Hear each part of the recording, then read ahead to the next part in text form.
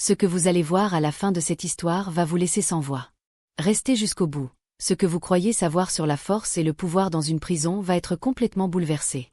Marcus Rodriguez arriva à Riverside Correctional sous le regard fatigué des gardiens et la curiosité des prisonniers. Son dossier était un catalogue de défis silencieux. Aucun délit de violence, aucune affiliation à un gang, juste un homme qui ne cédait jamais, même sous pression. Là où les autres étaient bruyants ou agressifs, Marcus était méthodique et imperturbable. Son calme, son silence, devinrent immédiatement un mystère inquiétant pour les détenus. Pour eux, le silence signifiait faiblesse. Pour les gardiens, c'était un problème facile à exploiter.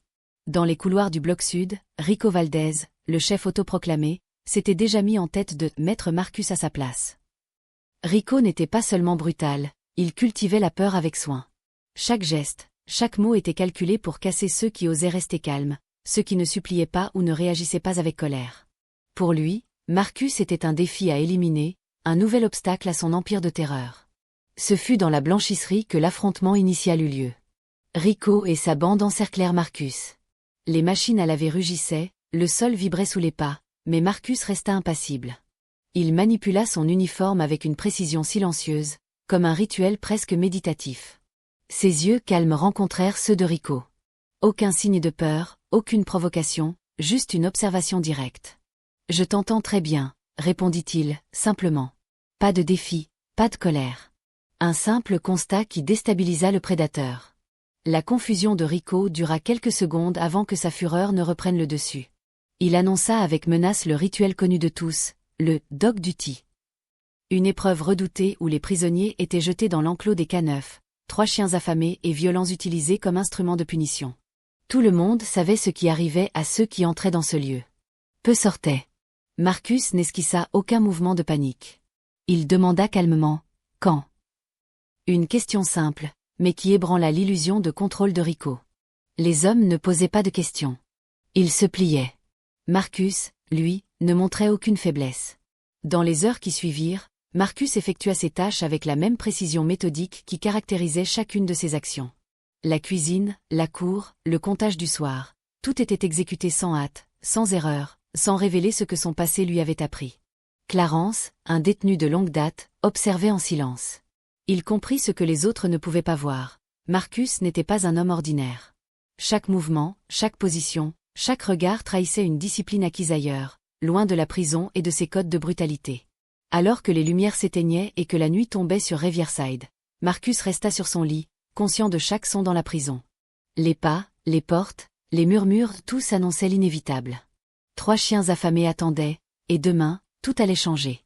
Mais pour Marcus, il n'y avait pas de peur. Il savait que l'homme qui ne plie pas, n'est jamais vraiment prisonnier. Le jour tant redouté arriva plus vite qu'aucun prisonnier ne l'aurait souhaité. Dans chaque cellule, le murmure du dog duty résonnait comme un avertissement funeste. Les hommes du bloc sud évitaient Marcus du regard, conscients que le destin qu'ils s'imaginaient pour lui allait se dérouler sous leurs yeux. Même les gardiens qui, d'ordinaire, feignaient l'indifférence, regardaient avec une tension palpable. Rico Valdez conduisit Marcus à travers les couloirs désertés du bloc sud, entouré de sa bande. Chaque pas semblait marquer une cérémonie macabre. Les chaînes résonnaient, les portes claquaient, et l'air était saturé de peur et d'anticipation.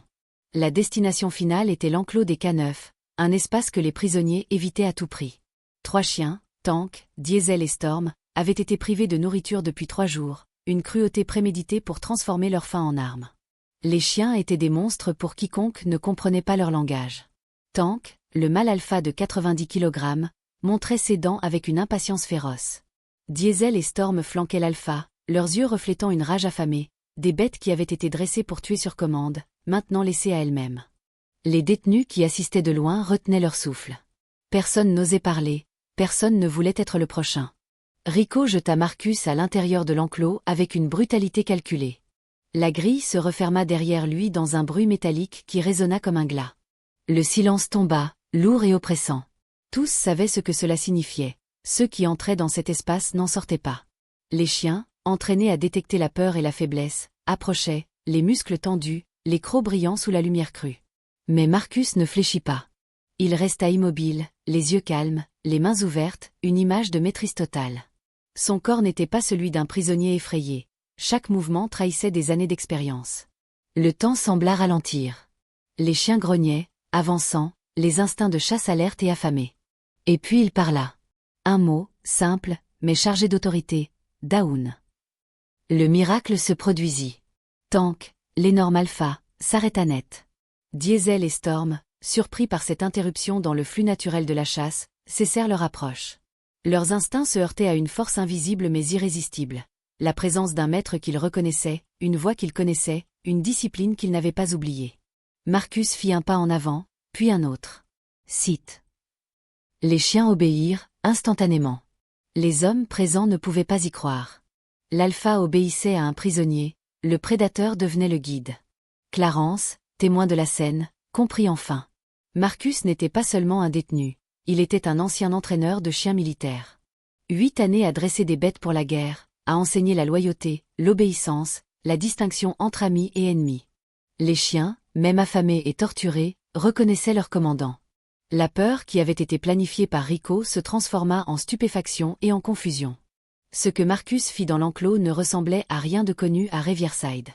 Là où les hommes avaient prévu chaos et violence, il y eut maîtrise et respect. Les chiens s'étaient alignés autour de lui, protecteurs, disciplinés, intelligents. Et Marcus, calme, silencieux, attendait le moment où la véritable justice prendrait forme.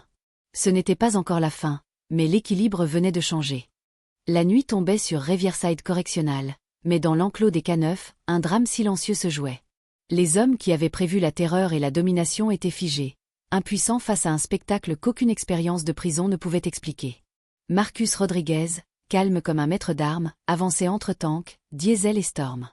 Les muscles des chiens étaient tendus, mais leur agressivité s'était transformée en discipline. Pour la première fois depuis des jours, les bêtes avaient trouvé un repère digne de leur loyauté. Chaque pas de Marcus était calculé. Il ne cherchait pas la confrontation, il imposait l'ordre. Tank, l'alpha massif, suivait son rythme, mais d'un mouvement presque cérémonial, sa tête inclinée vers le bas, prêt à obéir à tout signal. Diesel et Storm flanquaient l'alpha, leurs instincts d'attaque suspendus. Dans ce moment suspendu, la proie était devenue maître. Les hommes de Rico, qui avaient planifié la peur comme une arme, étaient désormais eux-mêmes prisonniers de l'inconcevable. Marcus s'agenouilla lentement devant Tank. Sa main descendit doucement sur la tête massive de l'alpha. Le contact, simple mais intentionnel, transmit un message que la faim et l'agression avaient presque effacé. Vous êtes respectés, vous êtes compris, vous n'êtes pas seulement des armes. Tank émit un faible grognement, non pas de menace mais de reconnaissance. Diesel s'approcha à son tour, curieux et attentif, tandis que Storm observait, intelligente et prudente, attendant le signal de confiance. Rico Valdez, accroupi près de la grille, sentit le contrôle lui échapper. Chaque seconde qui passait érodait son autorité, dévoilant l'ignorance crasse qui l'avait poussé à sous-estimer Marcus. Ces chiens n'étaient pas des monstres indisciplinés, ce n'étaient pas des jouets pour imposer la peur. Ce sont des vétérans, des partenaires de guerre, des êtres ayant connu la discipline et le respect, des forces de la nature que seul un homme qui connaissait leur langage pouvait guider. Vous avez 3 jours de cruauté derrière vous, murmura Marcus, sa voix calme mais ferme, s'adressant autant aux chiens qu'aux hommes présents. Mais vous allez apprendre ce que signifie la loyauté, et ce que signifie être commandé correctement. Les chiens, sensibles aux émotions et à l'intention, se détendirent légèrement sous son regard. Les agressions prévues par Rico avaient disparu. Là où il y avait peur et chaos, maintenant existait respect et ordre. Dans le regard de chaque détenu, l'incrédulité s'installait. Comment un prisonnier, seul, pouvait-il dominer ce que tout le monde considérait comme une force incontrôlable? Comment la proie pouvait-elle parler la langue des prédateurs et imposer son autorité? Marcus sourit légèrement, une expression froide mais assurée. Il ne s'agissait pas de vengeance ou de menace. Il s'agissait de contrôle et de vérité. Dans cette prison, le vrai pouvoir ne résidait pas dans la brutalité, mais dans la connaissance et la maîtrise. Le monde de Riverside venait de basculer. Les règles tacites, les hiérarchies et les peurs soigneusement entretenues n'avaient plus aucune valeur face à la présence d'un homme capable de communiquer avec ce que les autres considéraient comme des monstres. Marcus avait franchi un seuil que personne ne pouvait renverser. La proie parlait désormais la langue des prédateurs, et chaque regard autour de lui l'attestait. La prison n'avait encore rien vu. L'équilibre venait de basculer dans l'enclos des K9. Marcus Rodriguez, calme et méthodique, avançait avec Tank à ses côtés, Diesel et Storm en formation parfaite, comme une unité militaire. Les hommes de Rico Valdez, qui avaient planifié la peur comme arme ultime, reculaient, leurs visages figés par l'incrédulité. La terreur qu'ils pensaient semer s'était transformée en leur pire cauchemar. Chaque mouvement de Marcus confirmait une réalité que personne n'avait anticipée. Il connaissait ces animaux, il comprenait leurs instincts, il parlait leur langage. Tank, le massif alpha de 90 kg, le suivait avec loyauté, ses muscles tendus mais sous contrôle, prêt à agir uniquement sur commande. Diesel et Storm flanquaient l'alpha, discipliné et attentif, transformant l'enclos en une force parfaitement orchestrée. Rico tenta de reprendre le contrôle par la voix, mais ses mots sonnaient creux. « C'est mon territoire », cria-t-il, mais Marcus l'interrompit avec un calme glaçant. « Ton territoire ? Où tu as réduit des vétérans militaires à des armes affamées. Où tu as cru qu'intimider suffisait à imposer le respect. » Les mots frappaient comme des coups. Les chiens, sentant la tension et la vérité, se mirent en position protectrice autour de Marcus, non agressive mais ferme, leur instinct de pack déclenché par l'autorité réelle de leur maître. Chaque pas que Marcus faisait rapprochait Rico et ses hommes de la réalité. La proie était devenue commandant, et les chasseurs se retrouvaient exposés, vulnérables. Tank, puissant et imposant, se plaça entre Marcus et les hommes, un bouclier vivant qui projetait la force silencieuse de son respect et de sa loyauté.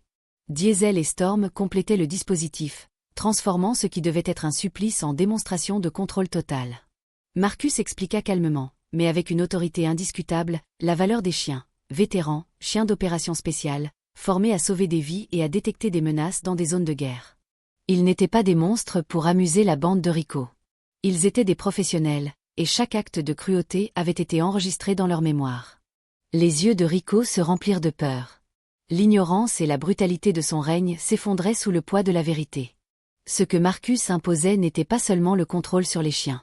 C'était une leçon pour tous les hommes présents. La vraie puissance ne réside pas dans la peur ni dans les coups, mais dans la compétence, le respect et la maîtrise. Les chiens ne tuaient pas. Ils protégeaient. Ils obéissaient. Et ceux qui avaient cru dominer se retrouvaient à leur merci, non par violence, mais par discipline et autorité incontestable. Rico recula, incapable de répondre. Ces hommes, terrifiés, comprenaient enfin l'ampleur de leur erreur. Ils avaient confondu brutalité et pouvoir, et ils se trouvaient maintenant impuissants devant la vraie autorité. La dynamique venait de changer pour toujours. Marcus, silencieux, observait chacun de leurs mouvements, prêt à intervenir si nécessaire, mais sans jamais crier, sans jamais montrer de colère. Le contrôle était total, froid et efficace. Et pour la première fois dans la prison, ceux qui avaient cru régner étaient pleinement conscients qu'ils étaient désormais sous commandement, et non l'inverse. Le silence dans le couloir de l'enclos était total. Même les murs semblaient retenir leur souffle. Marcus Rodriguez se tenait debout, entouré de Tank, Diesel et Storm, les trois chiens alignés comme une unité militaire. La peur dans les yeux de Rico Valdez et de sa bande était palpable. Ce n'était plus un affrontement de force brute, c'était une leçon de contrôle, de discipline et de respect que personne n'aurait cru possible dans une prison. Marcus prit une inspiration profonde. Sa voix, calme et précise, résonna dans le couloir. À partir de maintenant, tout ce que vous savez sur le pouvoir ici est faux. Ceux qui croient imposer leur autorité par la violence apprendront ce qu'est la vraie maîtrise. Les chiens, parfaitement attentifs, renforçaient chaque mot par leur présence imposante et disciplinée. Il ne s'agissait pas de vengeance personnelle. Chaque geste de Marcus avait pour objectif d'instaurer un ordre juste. Tank, Diesel et Storm allaient désormais être respectés comme ils le méritaient, nourris, soignés et traités comme les vétérans qu'ils étaient. Les hommes qui avaient cru qu'ils pouvaient les utiliser comme instruments de terreur comprenaient enfin leur erreur. Les cris et menaces qui avaient jadis régné dans ces couloirs étaient remplacés par la réalité. Le vrai pouvoir appartient à ceux qui savent. Rico recula, désarmé. Ses efforts pour intimider Marcus échouaient à chaque instant. Il comprit brutalement que sa réputation, construite sur la peur et la brutalité, était maintenant détruite. Ces hommes, auparavant sur deux, se dispersaient lentement, incapables de contester la vérité qui venait de s'imposer devant eux. La proie était devenue maître, les prédateurs étaient devenus élèves, et la hiérarchie que la peur avait maintenue pendant des années venait de voler en éclats. Marcus s'approcha des chiens et les caressa derrière les oreilles.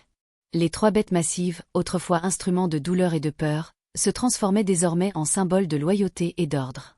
La discipline et la maîtrise avaient triomphé de la brutalité et de l'arrogance. Tank émit un grognement de contentement, Diesel remua la queue et Storm s'approcha pour recevoir sa reconnaissance. Ce soir-là, Riverside Correctional ne serait plus jamais la même. Les détenus comprirent qu'il existe une force que ni le vol, ni la violence, ni l'intimidation ne peuvent briser. Marcus avait montré que la vraie puissance ne réside pas dans la peur, mais dans la compétence, le respect et la maîtrise de soi. Les chiens n'étaient pas des armes jetables, ils étaient des partenaires, des vétérans, et ensemble, ils avaient changé l'ordre établi. Marcus Rodriguez devint une légende silencieuse dans les couloirs de Riverside.